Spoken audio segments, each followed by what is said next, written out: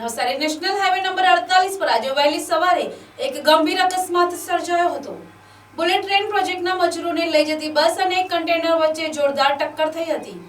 આ દુર્ઘટનામાં 10 થી વધુ શ્રમિકોને નાની મોટી ઈજાઓ પહોંચી હતી. પ્રાથમિક વિગતો અનુસાર બુલેટ ટ્રેનના મજૂરોને લઈ જતી બસ હાઈવે પરથી પસાર થઈ રહી હતી. ત્યારે એક કન્ટેનર ચાલકે બેફામ ગતિ ઓવરટેક કરવાનો પ્રયાસ કર્યો હતો.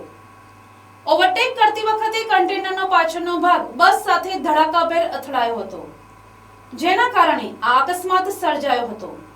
ટક્કર એટલી જોરદાર હતી કે બસમાં સવાર મુસાફરોમાં ભયનો માહોલ છવાઈ ગયો હતો અને 10 થી વધુ લોકો ઘાયલ થયા હતા. અકસ્માતની જાણ થતાં જ સ્થાનિક લોકો અને રાહદારીઓ મદદ માટે દોડી આવ્યા હતા. તમામ ઈજાગ્રસ્તોને તાત્કાલિક એમ્બ્યુલન્સ મારફતે નવસારીની ખાનગી હોસ્પિટલમાં સારવાર અર્થે ખસેડવામાં આવ્યા છે. હાલમાં તેમની સારવાર ચાલી રહી છે, જેમાંથી અમુકની હાલત ગંભીર હોવાનું જાણવા મળ્યું છે. ઘટનાની જાણ થતાં જ નવસારી ગ્રામ્ય પોલીસનો કાફલો ઘટના સ્થળે પહોંચી ગયો હતો. અકસ્માત બાદ કન્ટેનર ચાલક પોતાનું વાહન મૂકીને અથવા વાહન સાથે ઘટના સ્થળેથી ફરાર થઈ ગયો હતો.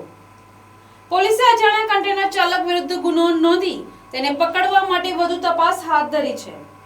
આ અકસ્માતને કારણે હાઈવે પર કિલોમીટર સુધીનો ટ્રાફિક જામ સર્જાયો હતો. પોલીસે ટ્રાફિક હળવો કરી હાઈવે ખુલ્લો કરાવવાની કામગીરી હાથ ધરી હતી અને વાહનોની લાંબી કતારોને ડાયવર્ટ કરીને સ્થિતિ થાળે પાડવાના પ્રયાસો કર્યા હતા. Bureau report NTC news Navsari.